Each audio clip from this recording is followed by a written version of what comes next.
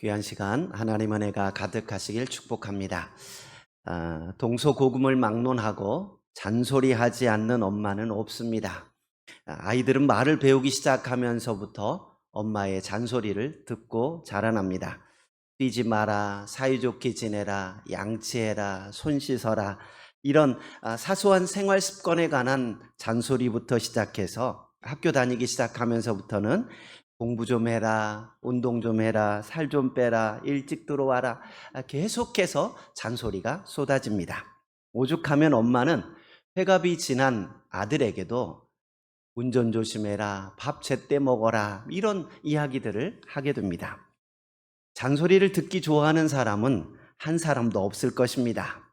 마침 책상 주변을 다 정리하고 다 공부하려고 하는데 엄마가 공부 좀 해라 이야기를 하면 공부하고 싶었던 마음이 싹 사라지는 것을 경험하셨을 것입니다. 사춘기 때는 엄마의 잔소리가 그렇게 듣기 싫었는데 엄마가 돌아가시고 나니까 엄마의 잔소리가 가끔 그리울 때가 있습니다. 지금 생각해 보면 그때 반복해서 해주셨던 말씀들이 당시에는 듣기 싫은 잔소리였지만 삶의 지혜가 담긴 소중한 말이었다라는 것을 깨닫게 됩니다. 오늘 본문은 잠언의 마지막 장이면서 어머니가 아들에게 당부하는 교훈의 말씀이 기록되어 있습니다. 1절 보시면 르무엘 왕이 말씀한 바 곧 그의 어머니가 그를 훈계한 잠언이라 라고 시작합니다. 어머니가 훈계한 잠언이다 라고 말합니다. 잠언 1장 처음 구절에 보면 다윗의 아들 이스라엘 왕 솔로몬의 잠언이라 이렇게 시작하면서 내 아들아 내 아비의 훈계를 들으며 라고 말하면서 아버지가 아들에게 훈계하는 것처럼 하나씩 하나씩 교훈하는 내용들이 기록되어 있었습니다. 계속해서 아버지가 아들을 가르치는 것과 같은 표현들이 나왔는데 잠언을 마지막 마무리하는 31장에서는 어머니가 훈계한 잠언의 말씀을 기록하고 있습니다.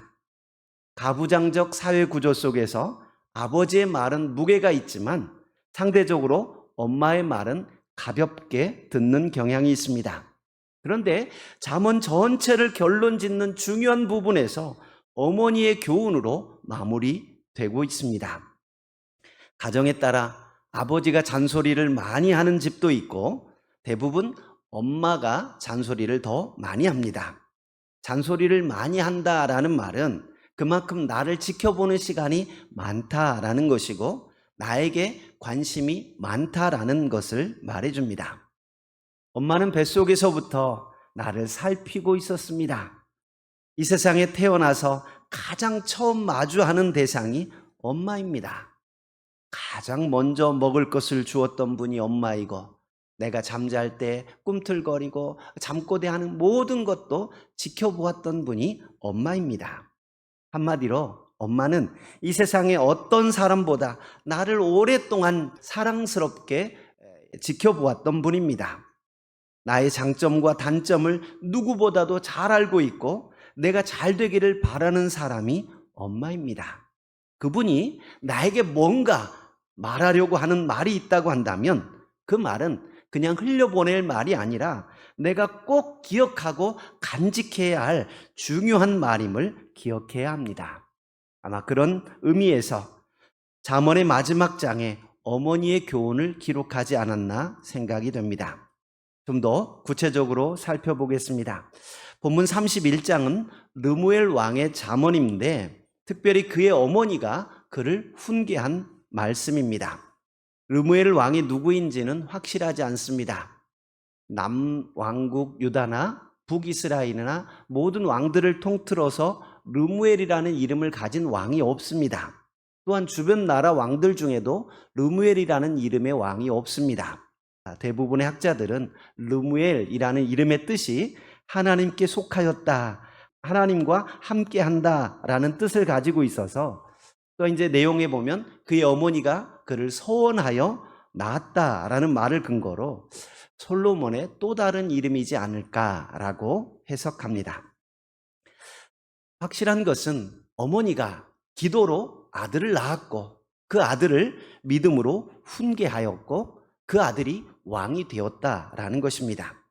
오늘 본문 2절 말씀을 같이 한번 보겠습니다. 2절입니다. 내 아들아, 내가 무엇을 말하랴? 내 태에서 난 아들아, 내가 무엇을 말하랴? 소원대로 얻은 아들아, 내가 무엇을 말하랴? 지금부터 하는 이야기가 중요한 이야기다라는 사실을 말하고 있습니다. 2절에 보면 무엇을 말하랴 라는 말이 3번이나 반복됩니다. 무엇을 말하랴? 무엇을 말하랴? 무엇을 말하랴? 이 말은 할 말이 없어서가 아니라 너무 해줄 말이 많은데 그 중에 뭘 말할까?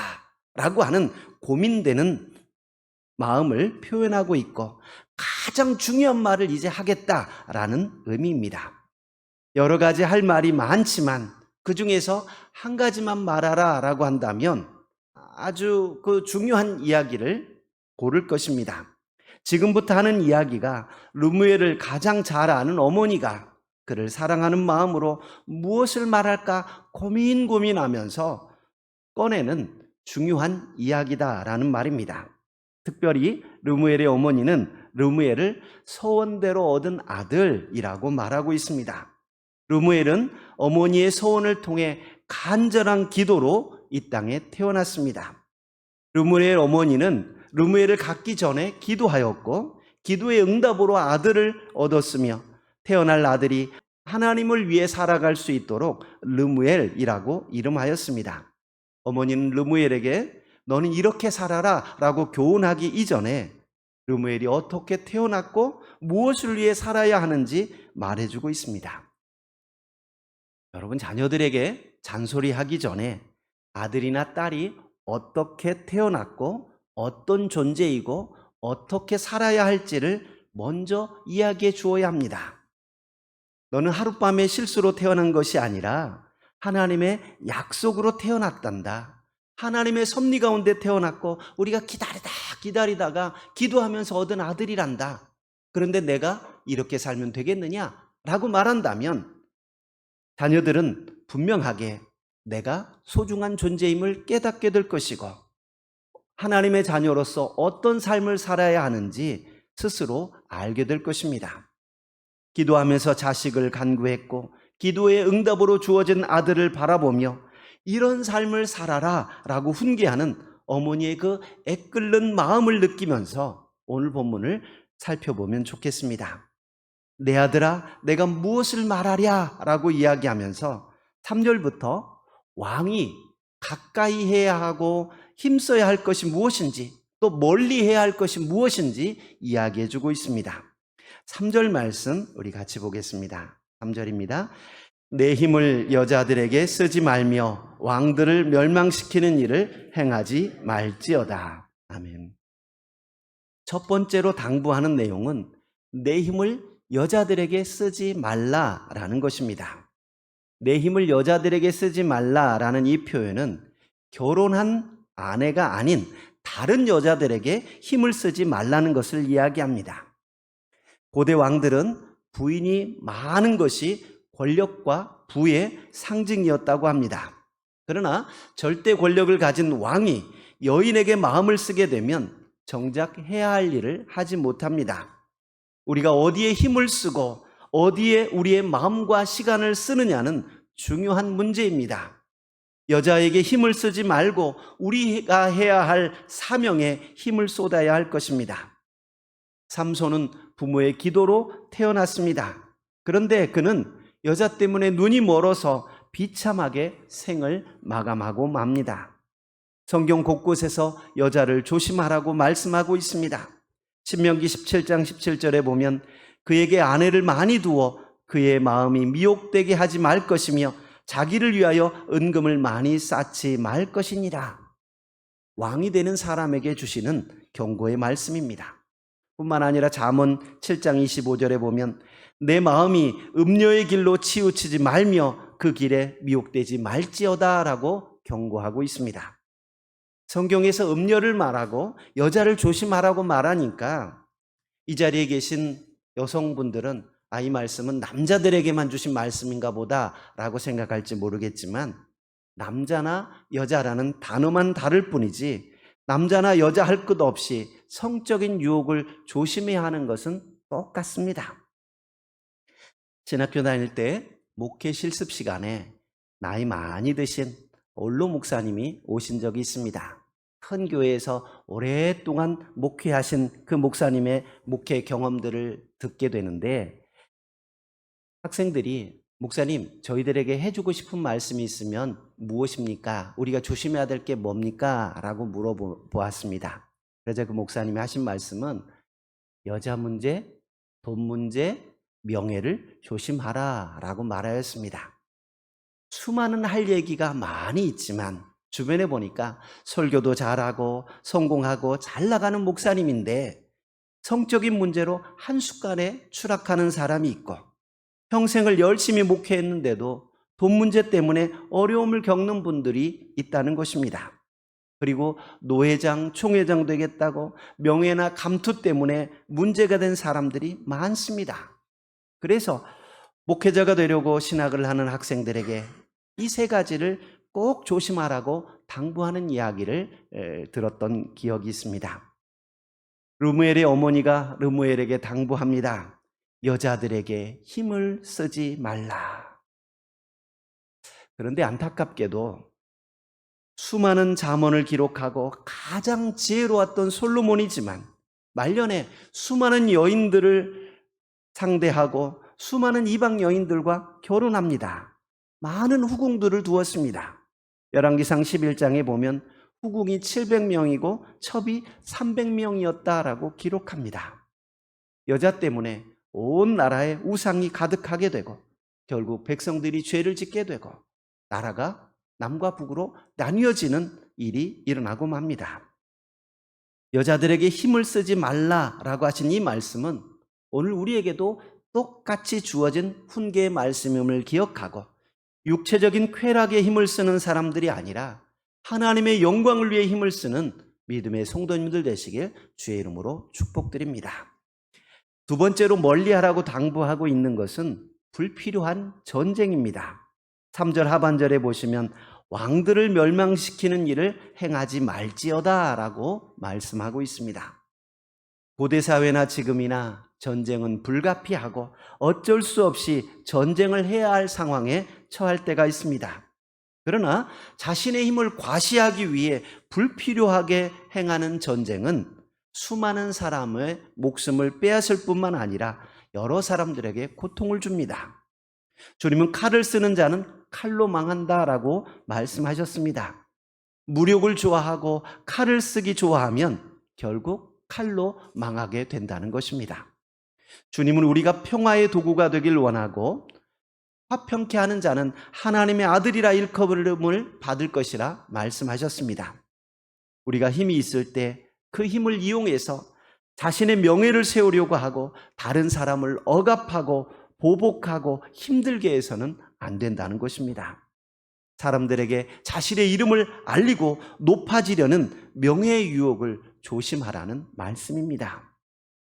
마귀가 예수님을 시험할 때에 성전에서 뛰어내려 보아라. 그러면 천사가 너를 받들어 발이 돌에 부딪히지 않게 해줄 거다라고 이야기합니다. 높은 성전 꼭대기에서 뛰어내렸는데 사람들이 예배하기 위해 성전에 모여 있는데 성전에서 사람이 뛰어내렸는데 하나도 안 다쳤다라고 하면 야, 이분은 대단하다. 이분은 하나님의 아들이 틀림없다라고 많은 사람들에게 한꺼번에 존경을 받을 수 있었을 것입니다.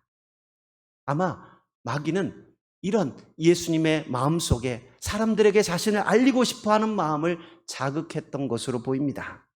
그러나 예수님은 주 너의 하나님을 시험치 말라라고 한 칼에 자르셨습니다. 명예나 인기나 유익을 위해서 우리의 힘을 쓰지 않아야 합니다. 오히려 화평케 하는데 우리의 힘을 사용해야 하고 많은 사람을 살리는데 우리의 힘을 사용할 수 있어야 합니다. 그것이 지혜 있는 사람의 모습이라고 오늘 본문은 이야기해주고 있습니다. 세 번째로 멀리하라고 교훈하고 있는 것은 술입니다. 4절 말씀 같이 볼까요? 4절 말씀. 르무엘아, 포도주를 마시는 것이 왕들에게 마땅하지 아니하고 왕들에게 마땅하지 아니하며 독주를 찾는 것이 주권자들에게 마땅하지 않도다. 여기 보면 마땅하지 아니하다라는 말을 3번이나 사용합니다. 그러면서 포도주를 마시는 것이 왕에게 마땅하지 않고 또 독주를 찾는 것이 주권자들에게 마땅하지 않다라고 이야기합니다.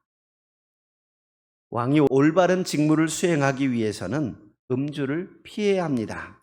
술을 멀리하라고 하는 이유는 5절 보니까 올바른 판단을 하지 못하기 때문이라고 말씀합니다. 5절 볼까요? 술을 마시다가 법을 잊어버리고 모든 곤고한 자들의 송사를 굽게 할까 두려우니라. 술에 대한 경고의 말씀은 성경 여러 곳에 나옵니다. 에베소서 5장 18절에 보면 술 취하지 말라 이는 방탕한 것이니 오직 성령의 충만함을 받으라 말씀하고 있고, 로마서 13장 13절에 보면 낮에와 같이 단정히 행하고 방탕하거나 술 취하지 말며 음란하거나 호색하지 말며 라고 말씀합니다. 잠언 23장 31절에는 술을 이야기하면서 보지도 말라라고까지 말씀하십니다. 그런데 6절과 7절을 보시면 술에 대해서 유익한 것처럼 이야기하는 것으로 보입니다. 독주는 죽게 된 자에게, 포도주는 마음에 근심하는 자들에게 줄지어다.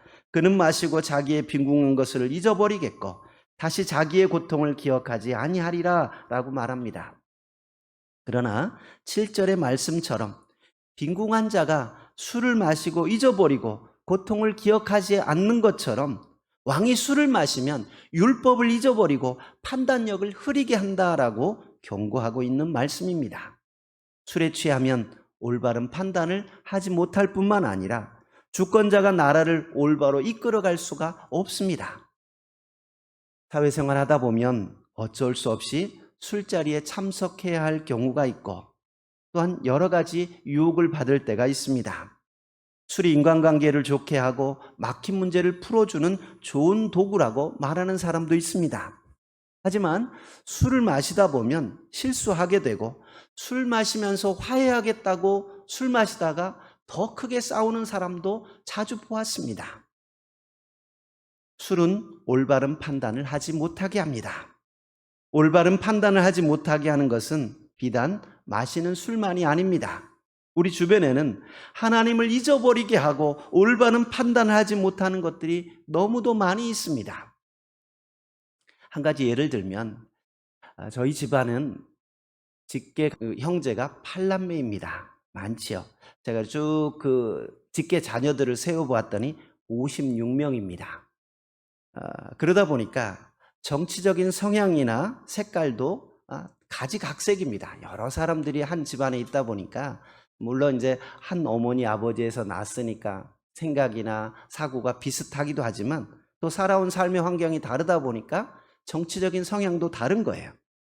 어느 사람은 문바라고 하지요. 그쪽에도 있고 태극기 부대에도 속한 사람도 있습니다. 그런데 그냥 나는 어느 정당을 지지해, 나는 누가 좋아, 어느 정도 그런 좋아하는 정도가 아니라 거기에 푹 빠져 있으면 올바른 판단을 못하는 것을 보았습니다. 객관적인 시각으로 보지 못하고 자기가 속한 정당의 시각으로 보면서 그 이야기는 날조된 이야기고 거짓 뉴스다라고 듣지 않습니다. 그리고 자기가 생각하는 것이 옳다라고 말하면서 다투는 것을 보았습니다.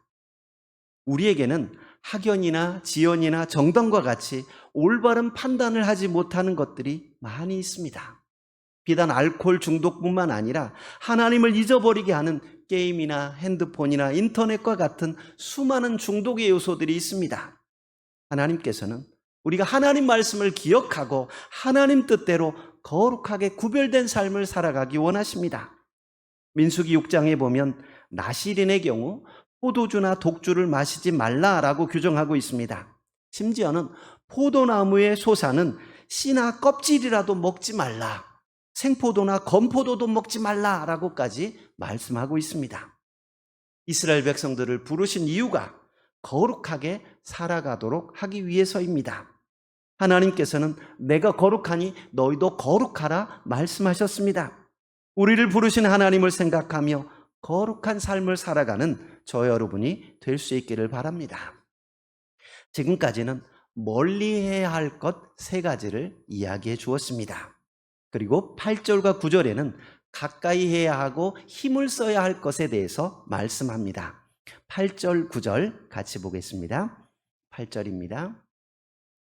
너는 말 못하는 자와 모든 고독한 자의 송사를 위하여 입을 열지니라.